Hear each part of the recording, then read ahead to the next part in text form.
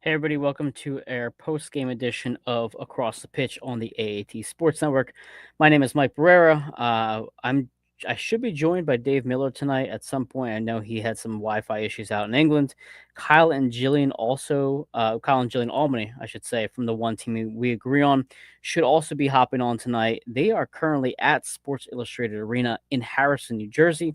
The Philadelphia Union 2 have their Eastern Conference semifinal or final tonight against the Red Bull 2, and they're up 1-0 right now. A goal from Stas. I believe Eddie Davis had the assist there. So a lot going on tonight, a lot to talk about. Of course, the main topic of tonight's conversation is going to be the Philadelphia Union first team taking care of business out in Chicago with a 3-0 victory. It's absolutely just it was a crazy first half. So let me share out our social media links to get the show out there so how people can hop on live talking Union win on Facebook. Of course, if you haven't followed us yet, it's AAT Sports Network on Facebook, YouTube, and Twitter. You can follow me as well on Twitter at Embraer1323. On Facebook, Miguel Reyes, for those of you who have followed me on there. I know, it's a different name. You eventually figure out it's the same person. But now that we're all settled and ready to go, let's talk Union. Listen, we came into this match with a few things to discuss. First of all, Michael Ua, who had a knee injury before game one, according to Bradley Carnell, was cleared to go as of Thursday at his presser this week. Tonight, he's not in the starting lineup. He's not even on the bench. So we're not exactly sure what's going on with Michael Ua. I'm sure Jose Nunez or anyone else in the press conference right now is probably asking Bradley Carnell exactly what's going on with Michael Ua, making sure he's A-okay. But we saw a different formation tonight from the Union. We had typical players in there in the back line. Kai Wagner, Makanya, Glesnes, Nathan Harrell again makes a start. But in the midfield, we saw a little bit mix-up. We had Lukic, Danley, Olaski, and Frankie Westfield in the midfield tonight, and then Baribo and Damiani on top. Now, if you watched the first game and listened to our conversation afterwards, as well as read some of our work covering the match, you could see that there was not enough aggression and attack in the first game on the right-hand side of the field. You heard Danny Higginbotham say multiple times throughout that first match, they need to get wider. They need to make a push towards the end line. Nathan Harrell needs to get these crosses into the box. It just wasn't happening. Once Frankie comes on, once Ua comes on, things develop. The game opens up, and the Union were able to take care of business. So the fact that Frankie Westfield was out there tonight, along with Nathan Harrell, was awesome. I was excited to see. I was excited to see something different, something new. And I mean, it worked, but we're not going to get there yet. We're going to keep building up to this conversation. Now, on the bench, you had tonight Rick, Bizo, Bedoya, Bender, Bueno, Raffanello, Kevin Sullen, Vasiliev, and Donovan. Again, I'm a little surprised to see Indy Vasiliev off the bench. I thought that he has been, I feel like he's been pretty much a starter throughout the season. Even when Quinn Sullivan went down and Milan Olaski came to the mix, he still remained starter. There were a few games where Milan and Quinn were starting instead of Indy Vasiliev, but for the most part, Bradley Carnell has trusted his man that he brought over from St. Louis. But tonight he comes off the bench, and when you're thinking of the lack of bench depth without Quinn Sullivan, without Michael Ua, it makes sense that Indy Vasiliev is coming off the bench. You're going to have that spark plug, high energy type of guy that's going to come in and try to close out a match or, possibly, get that next goal. So I wasn't completely surprised by it, but I was a bit shocked that Vasiliev didn't get the start. Either way, the Union came into this match, I wouldn't say with a lot of pressure, but you wanted to take care of business. You didn't want to have a game 3 coming back in Subaru Park. Yes, I do think we are the better side overall, but once you give a team life, and we see it in a lot of sports. I mean, look at the Mariners and the Blue Jays in the ALCS with baseball. The Mariners had a 3-2 lead against the Jays, and then they cough up Game 6. And next, Jays close out the series, and they're going to the World Series. Game 7 tonight of the World Series, starting in a few minutes. Once you give a team life, there is just a small window that they could eventually come back and take care of business. So I'm glad that they took care of business today. But at the same time, and a discussion that we had in the match preview tonight was if the Union win tonight, they now have at least 21 days before their next match because of international duty and this pause across the league for the break. You don't go to the second round until November 22nd or the 23rd. Depends on how the schedule is going to go. So there were some arguments to say, well, even if they lost tonight, it might benefit them long term because you'll play on November 8th, and at least now you only have a 2 week window. But with the Union taking care of business tonight, you now have 21 days off. So for players like Michael Ua, who are coming off an injury, that's fantastic. Hopefully it's something serious. You have 3 long weeks now to get yourself right, etc. Raffanello, same thing. He's come off a hamstring injury. You're going to have time to get him right as well. Kai Wagner plays a lot of minutes. He's played 2 games now for the playoffs.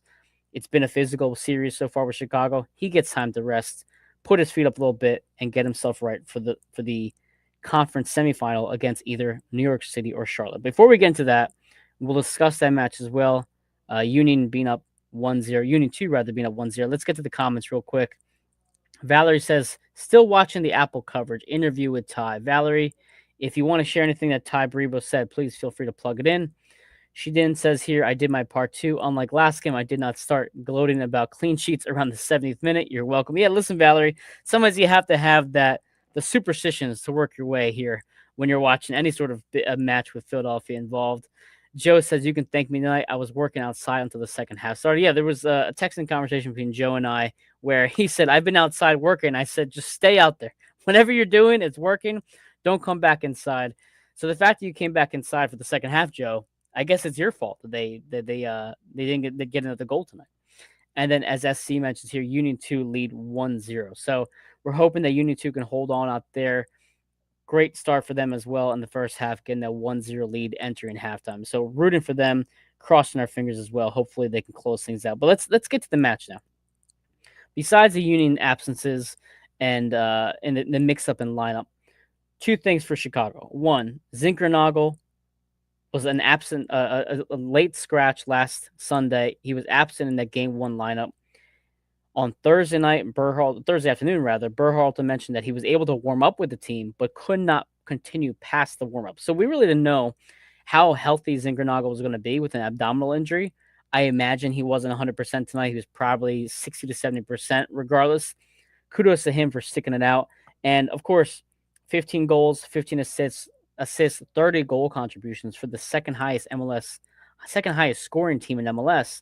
Of course, he's going to make an impact. He's going to be important. So Zinkernagel plays. What seemed to be even the bigger absence was the fact that Chris Brady was not in the lineup today. I forget exactly what his injury was, but he was questionable with lower body. I remember seeing on MLS.com. Exactly what part of lower body, I'm not sure, but he was absent with a lower body injury. So Brady's out. And in goes Jeff Gall. So Dave Miller just joined us. Dave, thanks for hopping on tonight. We just started the conversation, kind of breaking our lineup, but what I was just introducing into this conversation was Jeff Gall as the backup goalkeeper tonight for Chicago. And when I see him in the starting lineup, I'm thinking, okay, the Union have to attack him early. And I feel like they did that pretty damn effectively. But what were your thoughts on not only the 3-0 victory, but seeing a backup goalkeeper in there for a pivotal playoff match? I mean, I think, as you just all said, it really benefited from, perhaps a goalkeeper not being prepared, or, quite possibly the weirdest 3-0 win of possibly that I've seen in a long time. If you look at the manner in which the Union scored 2 of their 3 goals, and you look at how especially the passage of the first half went. I mean, 2-0 up, the Union then conceded a penalty, and you think, very similar to the game last Sunday. You're thinking, they get a goal here before half time, momentum's in their favour, and a massive save from Andre Blake. Huge. And then, ironically, Chicago do score in the second half in a very similar way to which the Union scored both of their goals. And it's one of those situations where you look at it, very similar to, to be fair, the penalty was probably, we haven't discussed the penalty yet, but in very similar fashion to the penalty, like weird fashion, like you usually look at one for the penalty and you say in the box usually is never given. Anywhere else on the pitch is. Anywhere else on the pitch, that's not a handball because it's too close, but because it's actually hit his arm and gone in, you can't score if the ball's touch your arm. It can't count. So I mean, the Union got away, definitely dodged a few bullets, but I mean, they definitely took advantage of a couple of very sloppy pieces and mistakes from the goalkeeper, and um, I guess it also makes you appreciate from a Union perspective as well, like how lucky the team has been this year to have not just Andre Blake be so reliable, but have Andrew Rick as well coming to be just as reliable when he's played. Dude, you segued me perfectly. So that's exactly one reason why I wanted to bring up Gall, not just because of his performance, not just because of what happened in both goals, and we're going to get to those two goals in a second. But we saw what happened over the last year and a half, give or take, with Andre Blake being hurt. Joe Bendick was his backup. Oliver Semler was his backup. There was no consistent, reliable starter week in and week out. Andrew Rick comes into that spot. And listen, we had a legitimate conversation earlier in this year that Andrew Rick could be starting over Andre Blake. Not because we don't think Andre is fantastic. We know he's great. We know the quality's there. You see it this week. We see it last week. When Andre Blake is at 100%, he is the best keeper in MLS, and I'll continue to say that until that man retires. But you have a reliable, confident goalkeeper in Andrew Rick. And listen, David, you and I are both football fans, right? How important is your backup quarterback in the NFL? It's massive, and it feels exactly the same way. If you have your keeper out, you need to have someone who can continue to play at a high level, and to see Gall collapse like he did. Listen, if I could give Andrew Rick a hug just for existing alone, I would, because it shows you how important he really is. Oh, 100%. I mean, look at the first goal, especially. It's a complete lack of concentration. I mean, you can see anytime the goalkeeper gets the ball around his box, and I mean, you have to credit Baribo for the way he closed down and didn't actually give up. And I think it was probably for the first for the two goals. Those two goals, you could definitely praise the Union for the way in which they didn't really give up the chase and they were willing to, carry on going. You think for a goalkeeper, I think Brie was like 5 yards away when he just as he's about to take that really heavy touch. You're like, that's got to go. That should be gone 3 seconds before he's even taken the touch. It's given Baribo enough time to sneak in and you know nip in, get the ball, take the ball off his feet, and then just slot the ball into the back of an empty net. And I mean, if you're Bradley Carr now, you're looking at that and thinking, you're probably coming into this game thinking, although he won the penalty shootout last Sunday, like, do you know what I mean that you have to have been very wary about how the Union ended that game last week, and to have been given or handed such an easy goal, you must you must be would have been laughing. And then to see the second goal as well, and I mean, yeah, it is one of those ones where I mean, yeah, Gale sort of struggled with the kick, definitely, but I mean, Mhm. it was a hospital pass by the defender. He's played it far. I understand you don't, as a back pass, you shouldn't play it in between the posts, but he's played about 5 yards, 10 yards away from the goalkeeper. He's had to run 10 Well, yards off his line to get to the ball. And it's sort of, again, that's a hospital pass. So I feel a bit sorry for him for that in that second one. But again, credit to, I believe Zalowski who closed it down and Damiani having the wherewithal to, the you second one, know, yeah. re- Mhm. to react to know that if Ilowski blocks the ball, he's got a chance to, capitalize with the open goal. And yeah, let's talk on each goal individually. But real quick, I think it segues us perfectly into each individual goal. Valerie says not much of import in the tie interview. However, the usual praise on the team, but he did criticize the pitch. Now listen, tonight it's been raining in Chicago. It's been on and off. It's Yeah. about 50% chance of rain. You could see that as the game went on, players falling down, players slipping as they went to go plant, for their kick, whatever. You could see the grass itself coming up. When you have a sloppy pitch like that, anyone can fall at any time. So the fact that you're pressing the keeper in those elements, especially, is great. But we've seen this throughout the year, and we've seen this even with Jim Curtin. This team will press and press and press, and it starts with their forwards. We've heard Bradley Carnell say time and time again, it starts with the players up top. They create the press, and it works its way down. And also, kind of to your point, Dave, with the pass leading to that first goal, I believe the defender from Chicago almost dummied the pass to let it go to the keeper rather than just taking it himself. So Yeah.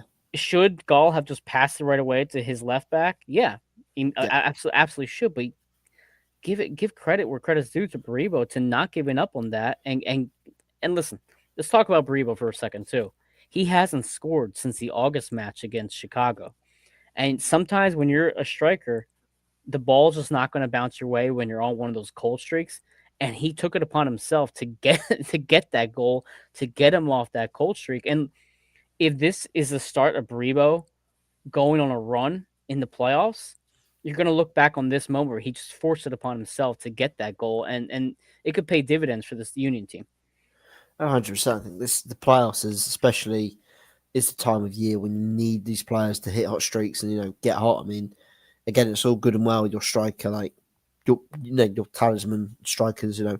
scoring 15 goals in the first or 10 goals in the first 15 games or first 20 games. But then if they don't do anything in the second half of the year, the business end sort of it's a bit deemed irrelevant. I think Norwich City in England last year, I think there was a player who Mhm. scored like 15 goals, or he scored like I think he scored like 15 odd goals in like the first like 12 games, and then I think he scored one for the rest of the season. It's like, well, it's great you've done that, but you've gone off such a cool streak now. You're not even contributing to the team. Like Yeah, exactly. again, you need you need players to get hot at the right time essentially. And I mean, fair play um, to Baribo. Hopefully, he can carry on and keep doing this in the playoffs. Obviously, now the Union we'll get into it a bit later. But the Union now have a 2 week break to sort of regather and go again.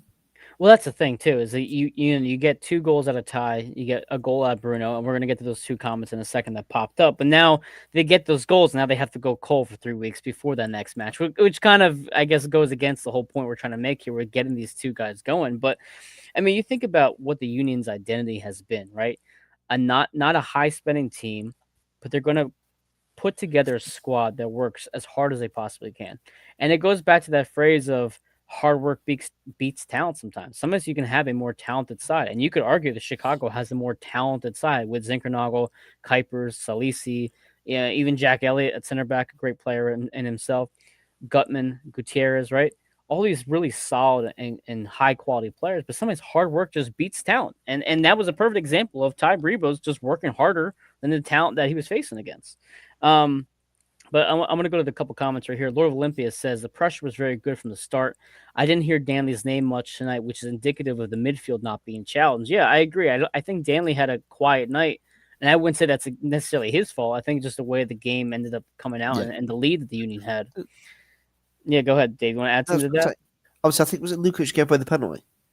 Yeah, Lukic gave away the penalty. Gave away the penalty. I mean, again, as probably people who watch the show now. I mean, obviously, since the Apple TV deal, I personally can't justify spending like. I think for us, it's like how much is it? How much is the like the season pass for Apple Yeah, it's like TV? I Well, think it's like $90 for MLS Pass. so for us over here, I'll be about what 65, £70. For Yeah, us, it's £170 for the year, which is yeah, about 200 over $200. For me, yeah, personally, for me, like I can't justify spending that money on top of an MLB Game Pass and things like that. Where not to sound harsh, like £50 after like Father's Day, like you get over 100 Phillies games and play and the postseason. Whereas yeah. I can't justify spending that, so I have to watch it on like a little gambling website stream, like gambling websites with no commentary. So I mean, again, like I'm having to like sort of half guess. I think I was messaging you at points during the second half when there was delays, and we'll get into that, I'm sure, about what was actually going on because the order is not great. Oh yeah, we'll get to the stoppages. Don't Yeah, worry. That's yeah, part of the second half was kind of boring overall. Honestly, there was parts where I was like kind of checking myself out because I knew the Union were in control, but the yeah. stoppages were great. But we're gonna get to that in a few minutes. Actually, speaking of the Apple, apparently Apple in the States at least was showing the games for free for people who have Apple memberships but not MLS Pass. It Okay. was available. So I guess that might be going to the playoffs to get people more interested in it. I don't know. Let's go to the next comment. SC says, "Yep, Mike, got to get either Bruno or Ty going both at the same time would be great." Yeah, SC, especially if Michael Ua is not 100%. I mean, yes, he has a 3 week break now to get healthy, but we also don't know the severity of what he's got right now either. Maybe he's got fluid in his knee, maybe he's got a slight strain or even a possible tear. We don't know what's going on with Michael Ua. He looked fine in the first game, so I'm kind of curious to see what Bradley Carnell says this week, and then of course the weeks leading into that match. Well, Yeah, go ahead, Dave.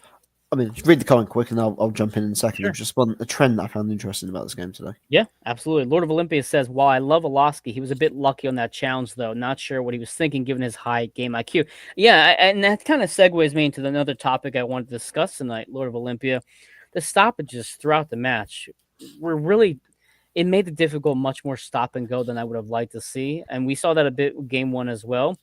But the foul on Olofsky, It's I believe what Todd Lewis said in the pregame. You have 3 yellow cards in a row will get you an accumulation warning, and though Orlovsky is not in danger of being out for the conference semifinal, if he had gotten a red card there, you're thinking, look, you're talking about like the 25th, 30th minute, he gets a red card.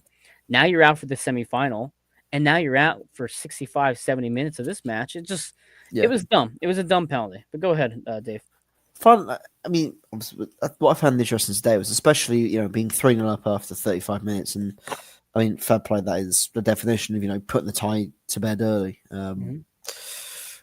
I mean, I was surprised that usually you sort of see a striker change on the hour, and even with.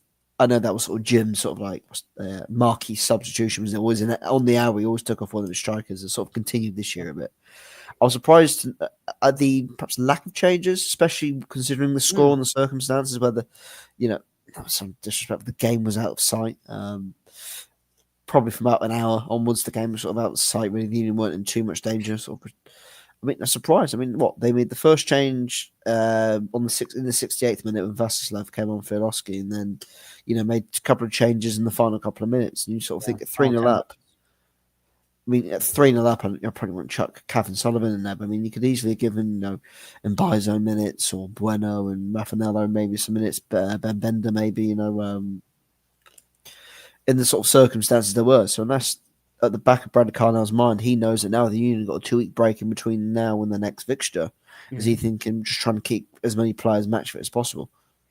Yeah, and also even players like Jeremy Raffanello, he hasn't played in quite some time. Um, he's coming off an injury. Getting him 10 to 15 minutes in a match is great. At the same time, though, if you're talking about the way the pitch was, maybe you don't put Raffanello out there, considering he's coming off a hamstring Yeah, injury. You don't put him on sloppy pitch. I don't know. I thought that too, though, Dave. When it was like the 75th minute, I'm like, we've only had one sub and we're up 3-0. Like this, Cavan doesn't play with us after today. This is his last match because he's going to the World Cup. I don't know when he would come back yeah, after that duty, but I'm thinking like you probably could have given Cavan a couple minutes. Um, I mean, I guess you give Donovan some minutes. I don't know what that means to anybody for Chris Donovan to get some time, but yeah, it was it is what it is. yeah, I don't try to question Carnell too much at this point. But before we get to the goal though, the rather I should say before we get to the penalty kick saved by Andre Blake, I want to bring up Lord of Olympia's comment here. Thought on Westfield at attacking mid versus Vasilev. Now here's the thing that I noticed in game one, which is why I kind of like this approach here, Lord of Olympia. There was a couple moments when Vasilev had some cross opportunities in game one that were either off target. He couldn't find his man. He didn't do it quick enough. I remember there's one in particular to Milan. He was way late on his cross and he missed it by a mile. We saw Frankie on the other side of things. We saw Frankie's crosses are just better. We saw one in game one that almost led to a tie-breakable goal. Offensively, I think he's a little bit more talented than Indy. At the same time, when you have Frankie Westfield in there and you're assuming that Chicago is going to be more attack minded today, considering it's an elimination game, I like the fact that you had another defender on there to help on that back line to really help solidify things. If Zinkernagel or Bamba or yeah, Salisi were attacking, because now you're like, okay, Indy high press guy, he's not a defender, right? At least not primarily. yeah, Frankie is now in that kind of fifth backline player who can go back and forth and offer that. So yeah. I really think when you're thinking of like how Chicago was going to attack this game, I think adding Westfield in there actually was a great addition. Dave, and any thoughts on Yeah. this question though? No, actually, I do. I agree with that. I think, especially, I think if you looked at the game last week and how open the game was, even the Union were getting caught quite a lot on the break, and the game Yeah, defensively they were so open. So I guess in that sense, it provided perhaps a bit more defensive depth, especially as you sort of alluded to there, with Zinkernagel and Bamba as the two wingers. They're both very good, threatening players. So again, having Westfield to trap back defensively and help whatever side he's on to deal with that threat also helps. But I guess it, maybe it was a tactical decision as well to in terms of the formation system that was played, because I guess if say the Union were 1-0 up or 2-0 up and it's a very tight game in terms of Chicago starting to dominate and get on top of the game, you're not having to waste a substitution to get another defender on the pitch. You could easily change yeah, to a back five and just go point. move Westfield back, and then you still have the three midfield, and So I guess you don't have to waste a substitution window to do that. So I guess that might have been in the back of Carnell's mind that if the game does get tight and it gets a bit nervy and they're starting to push bodies forwards and then you can sort of adjust and do that. But I guess, fortunately for the Union, the way they were so clinical, they didn't really have to worry about it. Also, talk about substitutions. I think that brings up a good point. You're also missing Michael Ua. And what was Michael Ua great at is attacking those tired legs when you are 60, 70 minutes in. So if you're talking about substitution windows and not wasting those, if you need to bring on someone who's going to put pressure on those tired legs, Indy Vasiliev is the perfect man for that. And then you can shift Olaski to a forward if you need to. You can take Damiani out and put Milan up there. There's so many then options you have with Indy Vasiliev as your sub. At the same time, Vasiliev can also play defensive mid. We know he plays midfielder already. So I think not only are you looking at Westfield's attributes as the reason why he starts, but I think Vasilyev's versatility allows you much more options off the bench. Whereas Ua is just simply a striker. He comes in, he's going to play up top. That's about it. Yeah, Vasiliev gives you different options. So I think his absence, along with how they wanted to approach this game, is kind of answers that question. yeah. Um, but here's a big concern I had, Dave. You know, I think we have to say this. The Union have played Chicago 4 times this season. Chicago is the second highest scoring team in MLS. In those 4 games, they have not let up a goal in open play. The 2 goals that we conceded last match were off set pieces. Unfortunately, today, the penalty kick that where Lukic fouled Elliott comes off a set piece where he loses his man on the set piece off the corner kick and then gets the PK. Do you get any concern that we're having trouble defending these set pieces as much as we are, or we're kind of just, you know, ignoring it right now, considering we got the win? Uh, that's a difficult one, I guess, as you sort of alluded to. I mean, again, they've had set piece issues for the last couple of weeks. But I think Jack Elliott was it Jack Elliott got fouled for the penalty? Jack Elliott got pulled down by Lukic in the penalty Yes, box. I mean, it's just a case of having a more physically superior player in that box who's going to cause you an issue, and are you going to have to face a similar? Are you going to face a similar sort of player when you play Charlotte or NYCFC in the next round? Because I mean, Jack Elliott's what 6'6", 6'7". 6'6", yeah. I mean, yeah, he's still getting up there in age, but he's great in the air. It's just it might have been that case, but I mean, again, it's definitely something to look out for trends wise. I mean, now they've got 2 weeks to, if they believe it's an issue, they've now got 2 weeks where they can actually focus on it as opposed to, Sure. just leaving it thinking, okay, we'll be okay. Because now it is straight sudden death, isn't it? Win or go home. Which these next games, which, again, bizarre because it completely changes the format of the tie. Like, if it was a we've discussed this, I'm trying to move on, but I guess now you've got 2 weeks, which is a benefit where you can sort of rest legs, rest bodies. You can get Plaza Kuar fit, and whereas Charlotte and New York City. NYCFC, New York City, are going to have to really bat it out, and next I think is it Friday? Is it Friday or I'm not sure. And listen, we got to talk about that matchup too. By the way, you said 6'7", so of course, Sexy Hoagie had to add the 6'7". I don't know if you guys have that in the UK, Dave. It's creeping its way. It's creeping its way. I have no idea what it is, what's going on, but I know people doing it, and I just apparently it had something to do with LaMelo Ball because he's 6'7", and there was like a rap song that had 6'7" in it. So it's this whole 6'7", but now the new one is. I was at a U7 hockey game for the Pennsauken Pilots, which they play at the Flyers Arena in Pennsauken. And the kid I was sitting next to, he's like, "Yeah, 6'7", 4'1". I'm like, I don't know what you're talking about, kid. I mean, I'll say it. I don't. There's a 4'1". Like, anyway, I'm old. I don't need to know. We're old. Exactly. But listen, Andre Blake, again, we kind of go back to the point we made with Andrew Rick, Andre Blake. Andre Blake, when healthy, is the best keeper in MLS. It was not a good PK by Gutierrez. Yeah. It was. And Andrew Rick is the second best goalkeeper in the MLS. We can make the argument. We can make the argument. But Andre Blake comes with the biggest save. And Dave, I mean, at that moment, just sucks the life out of Chicago. I think, yeah, I would agree with that, actually, because I think that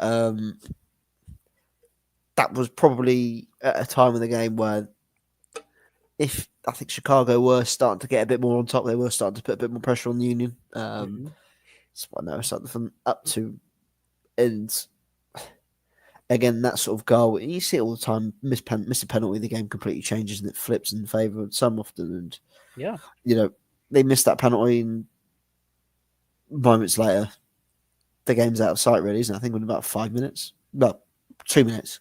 Yeah. Literally, they go from the missed penalty to Union 2 minutes later going down the other end and doing, capitalising another sort of mishap at the back from Chicago. So I mean, again, it's just a game. Again, it's just the case. It was a game of fine margins. It was probably.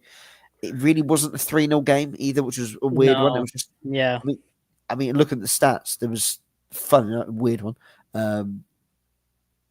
Well, apparently it says there was definitely more than three. Apparently, Chicago only had one shot on target, but I'm pretty sure Blake had made the great save towards the end of the second half.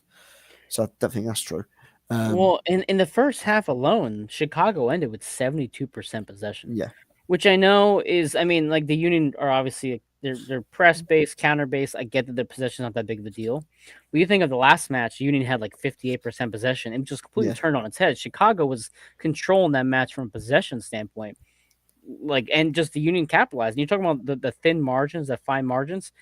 The difference between a good team and a great team, or a bad team and a great team, is that when the bad teams make mistakes, the great teams punish them.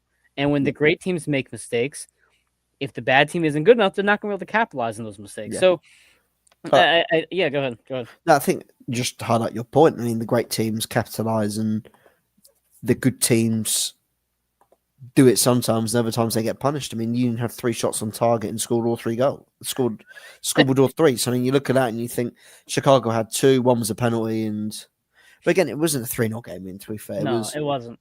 I think also the way that the fact you go 3-0 up inside 35 minutes, you sort of, away from home, especially in a game where you know that if you win, you're through. You're three. Sort of again, there's not as much pressure. And I think to be fair to the Union, to credit them from this game in comparison to last week, and I think I said in the group chat as well. Like at 2-0, I was like, great, just shut up now, and just try and Yeah. defend for what you've got. Which obviously last week the Union were still a bit goal hungry when perhaps they could have been keeping their defensive shape and not trying to get caught in the counter attack. Yeah.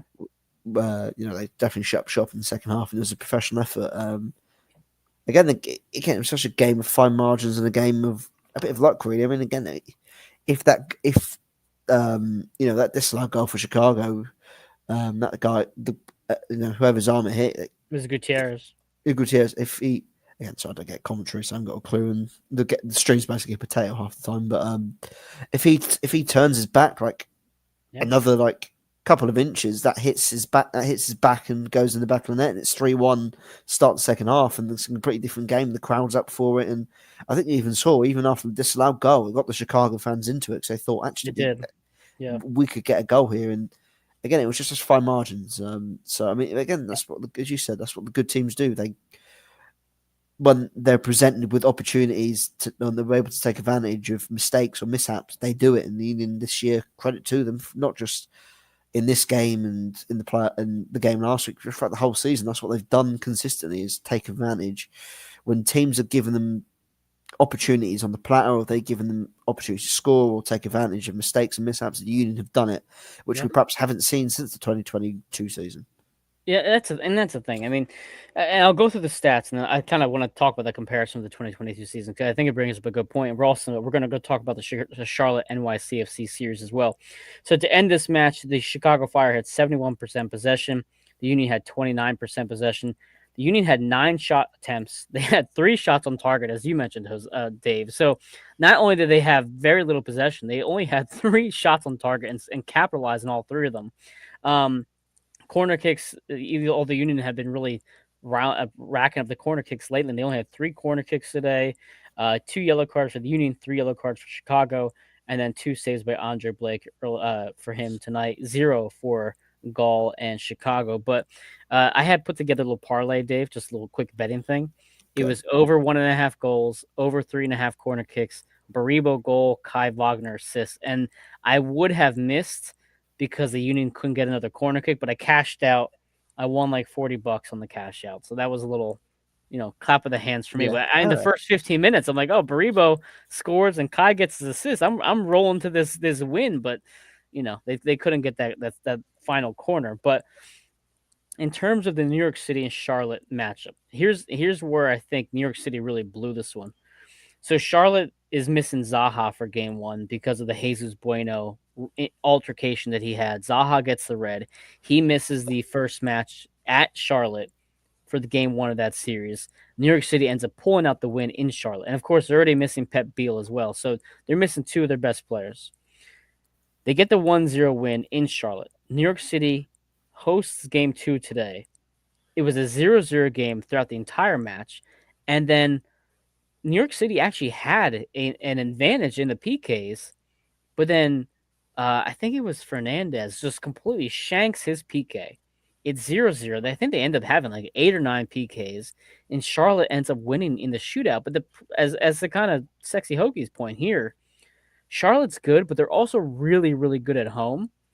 Yeah. And now New York City has to go play them in Charlotte on game three on November 8th. And Zaha's back for that match. I don't see New York City advancing. I'd be pretty shocked if they do, but we'll see. I mean, either way, the most thing we can hope for is that maybe we get a red card or two in there between either Charlotte and New York City. Maybe they get a little banged up.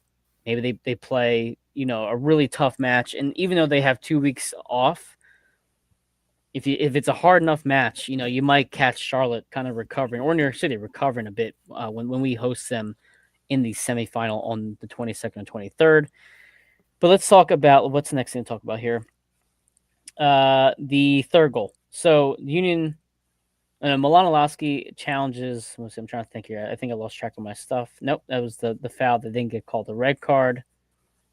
Gutierrez gets the PK save. And then the third goal. Dave, what was the third goal? I'm drawing a blank here. The third goal was the Damiani goal where Inossis Oh, closed it that's down and right.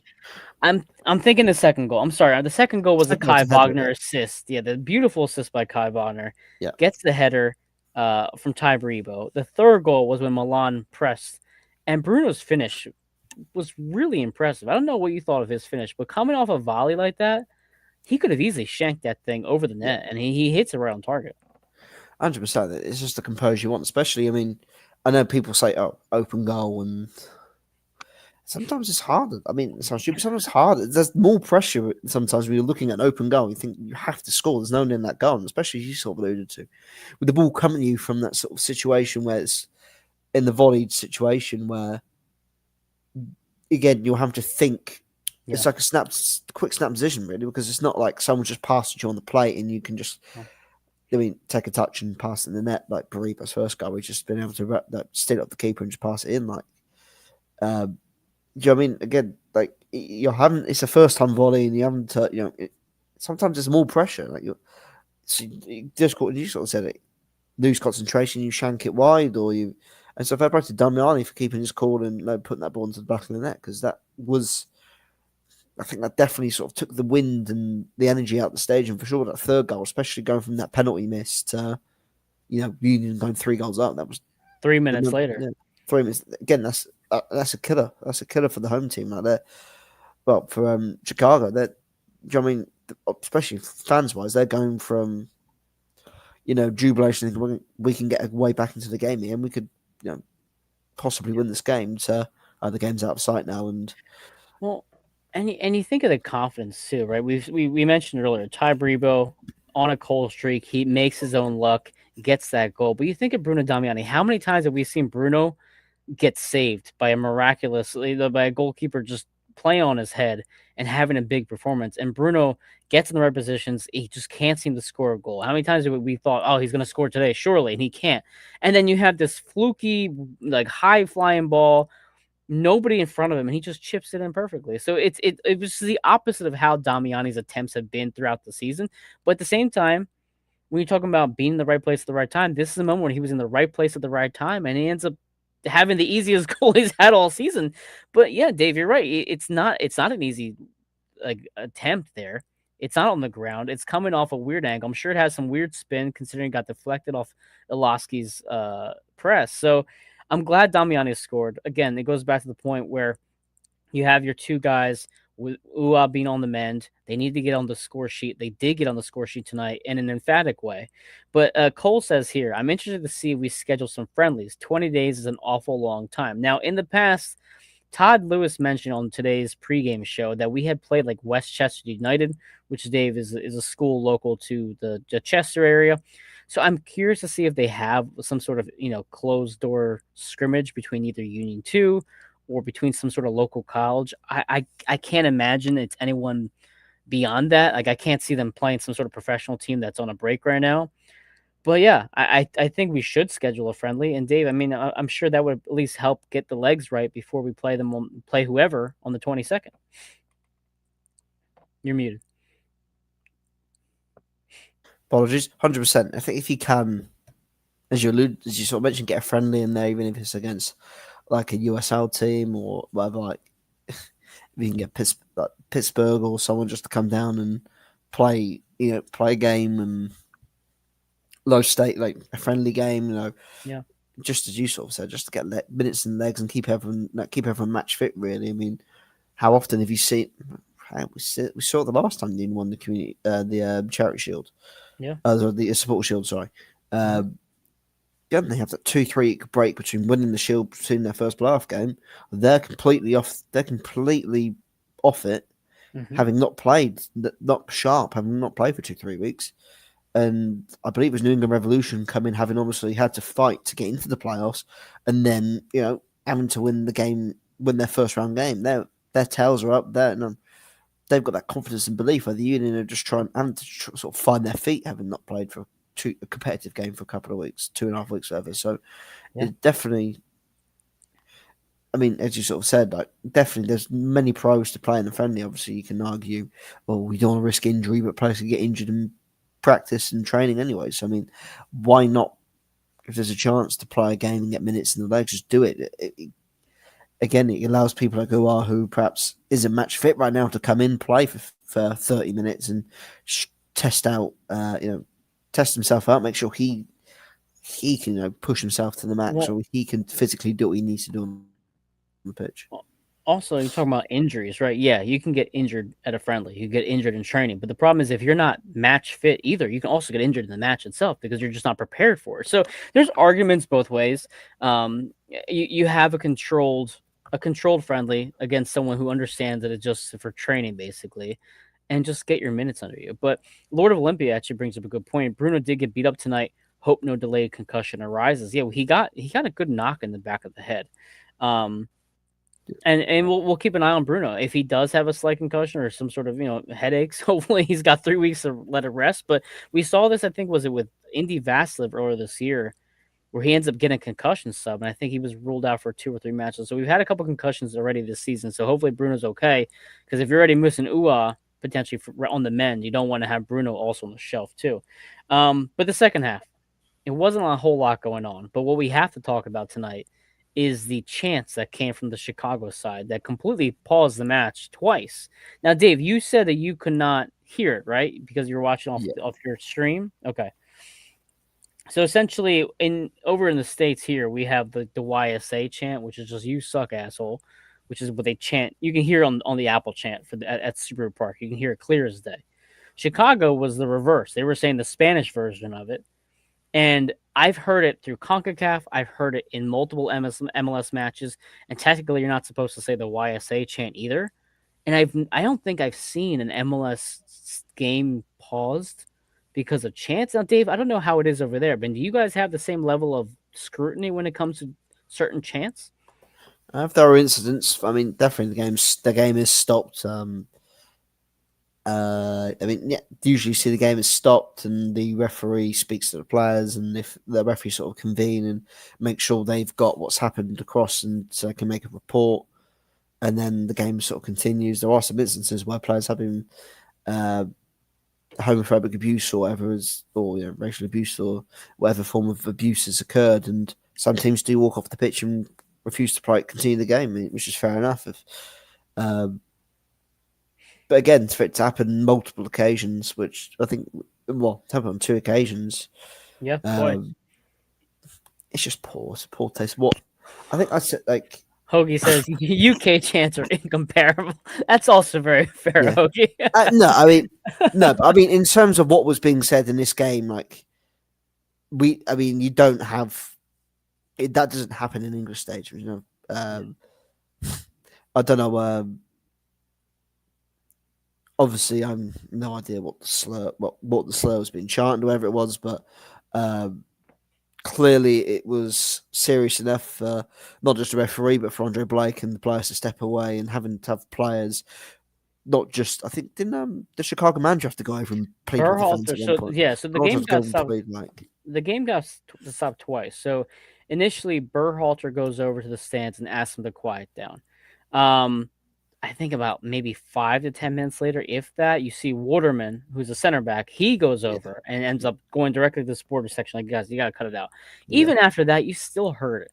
Now, what I was curious about was how much stoppage time was going to be given because they stopped for like a couple minutes, but it seems like they weren't counting that as stoppage time. They were simply pausing no, the clock and letting it go. So they only ended up getting 2 minutes of stoppage time. But listen, like yeah, I think that there again, I'm Hispanic. Jose's Hispanic. He's obviously Bolivian. I'm Mexican. We have our own thoughts on that word because in each culture it means different things. So what it means for me may not mean the same for a Bolivian or Argentinian or etc. It doesn't matter what it means. At the end of the day, there is a clear and cut rule. You cannot say this here. We will stop the match if you do. That's it. I mean, who cares if you agree with it or not? That's the rule. It's simple as that. So you have to follow the rule. Like I said, I'm surprised the Union fans haven't been stopped before because it's clear as day when I say it. I guess kudos to the head official for stopping it this time. yeah. I'm also a bit surprised that it took until the 75th minute. I mean, Dave, maybe he doesn't stop it if it's a 1-1 match. Does he stop it only because it's 3-0? I mean, you haven't seen it very regularly this year at all. I mean, having No, I watched haven't Union seen it games, it's once. not really Yeah, like happened. So I mean, this you sort of said perhaps because of the circumstances. I mean, I get as you said, does it happen in one game? I'm not too sure. I don't know how this referee is sort of officiated this year. I've not really seen him officiate too many games. yeah, I neither have I. I can't. I mean, perhaps he does it when it happens. Who knows? But I can't. I can't remember seeing it happen during the Union game this year. No, Um, but again, as you sort of said, it can't.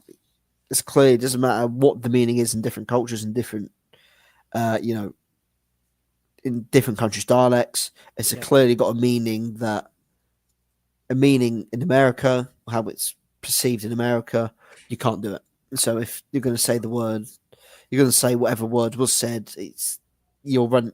It's one. It's been caused made said to cause offence, and hmm again you can't say. And it'd be fair play to the referee for showing zero tolerance. And I imagine quite possibly Chicago probably will receive a fine from the MLS for the actions of their supporters. I mean that's probably one of the ways to do that's it. a I good mean point.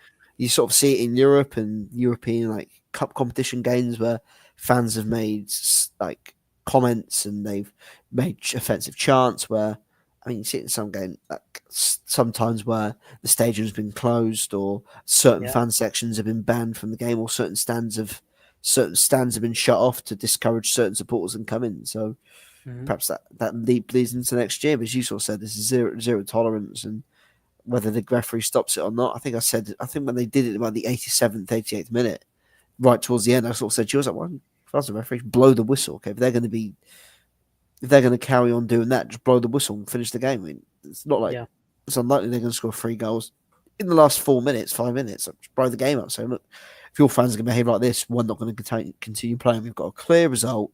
We know who's winning this tie. We aren't doing this now. We're going to get the players off the pitch.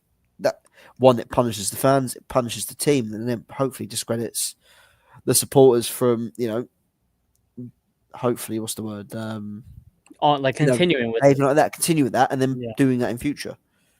No, the fun of here's the thing, Dave. Right. So we'll talk about this briefly because the NBA is obviously involved with it. But in terms from a gambling perspective, games are just not going to end early unless there's something catastrophic happening on the field, right? I Yeah, mean, it's just there's too much involved with sports betting for these games to end without every single possible opportunity to hit every single prop happening. Yeah. So, but yeah, to your point, I was like, it's 88th minute. Why are we going? Just end the game. It's 3-0. This game's over. But Joe, our friend Joe, joins us saying the Pink Cows level the match 1-1. So Union 2, again, battling off against the Red Bulls.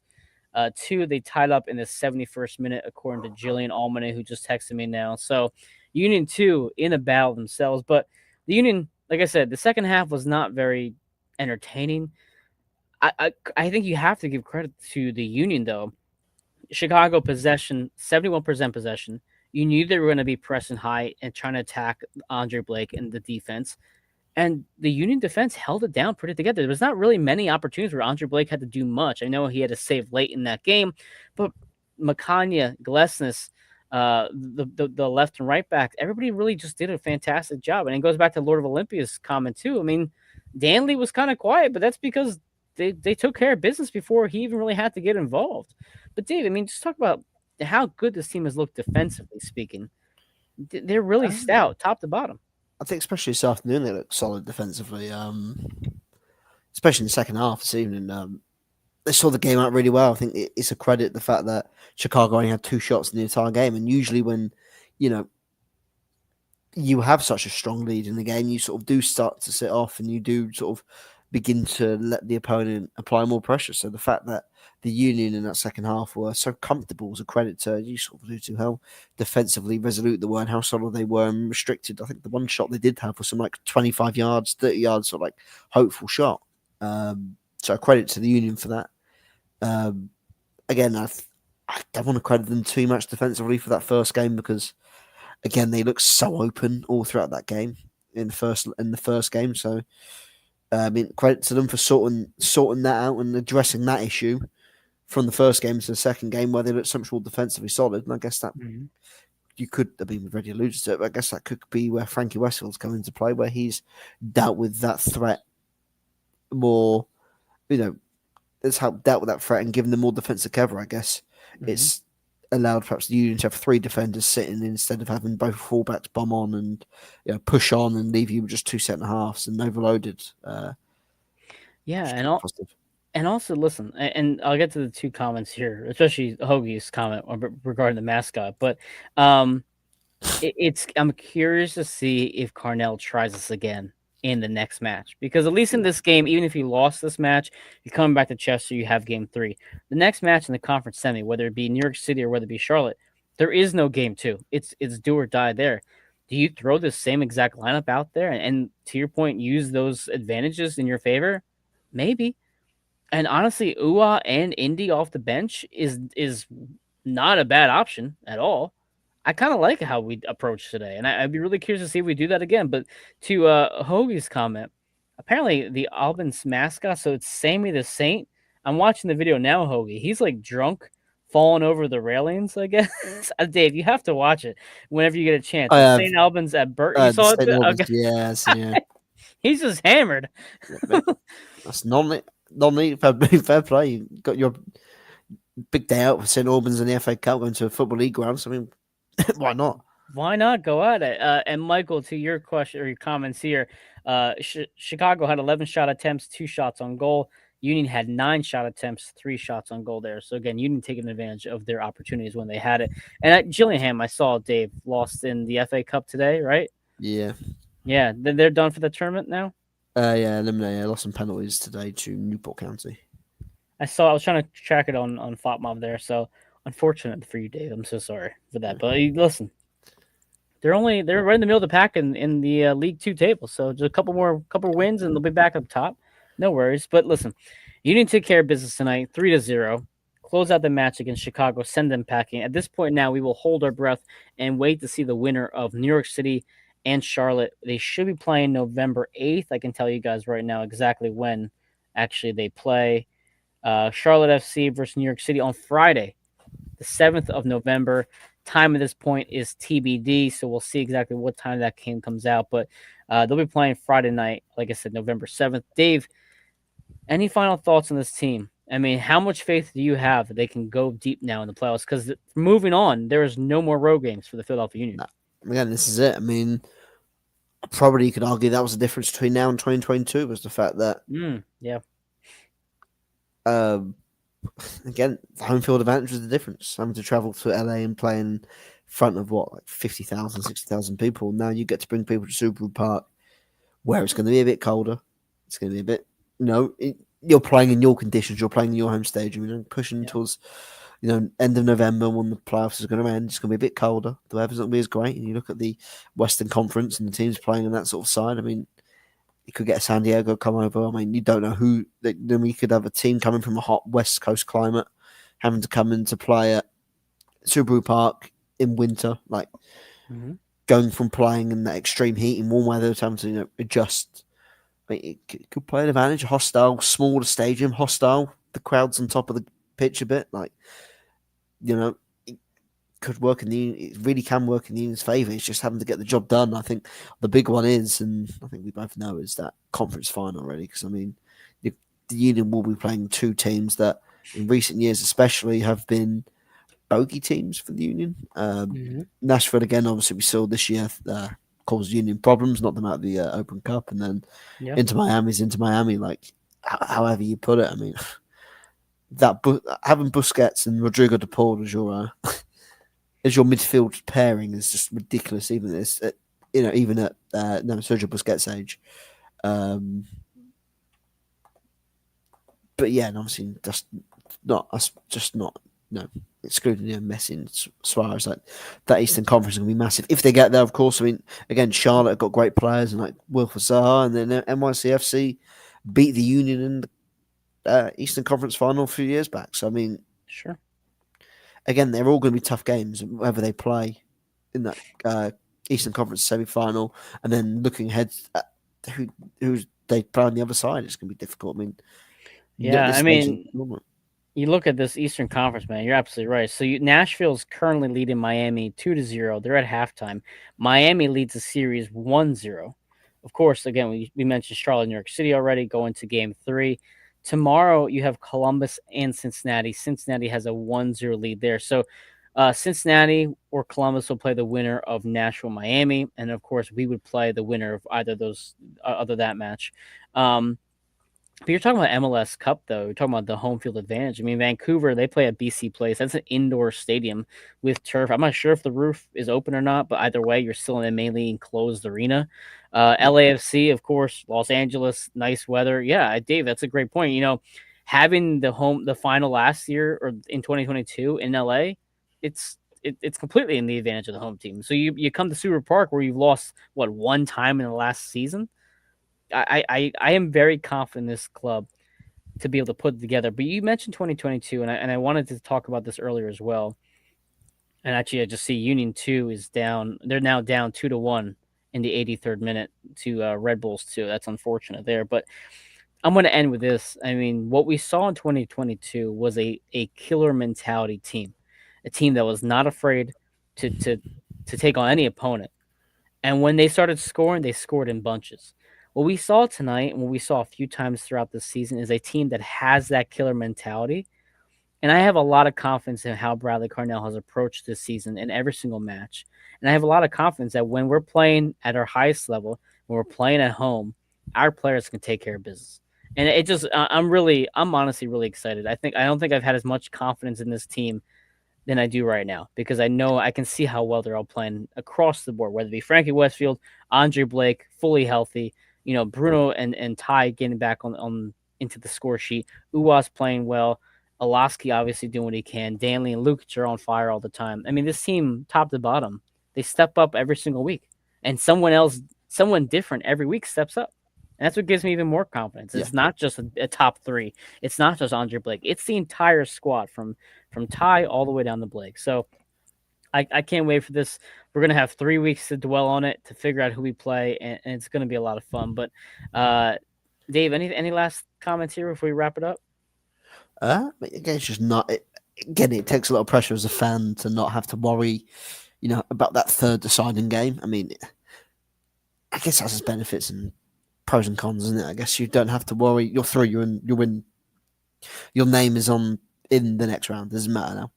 But I guess on the flip side is whether the Union play, we're going to have that advantage of having played another competitive game more recently than them, so they might be a bit sharper. They might be a bit more, yeah, they might be a bit sharper heading into the game. So I think again, there's the pros and cons, but it's just up to the union to have to, continue doing what they've done all season, which is stepping up when it matters most, and uh, yeah, they just have to avoid complacency. Basically, they cannot be complacent.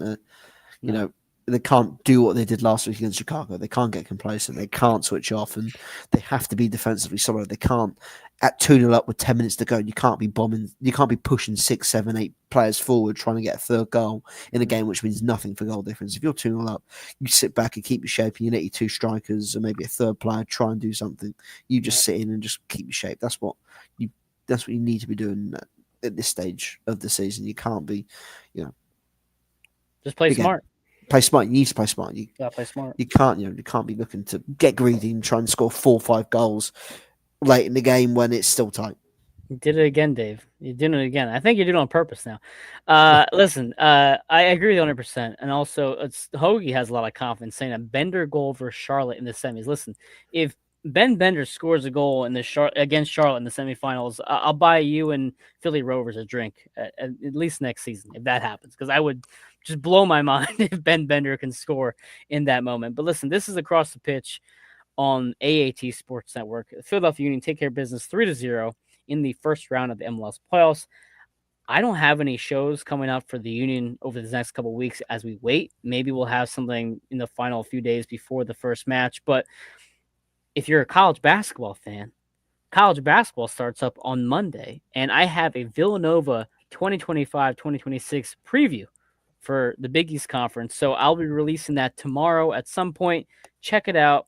Villanova Wildcats probably Yeah. can make the NCAA tournament under Kevin Okay. Willard. So we got something to read in the meantime. Yeah.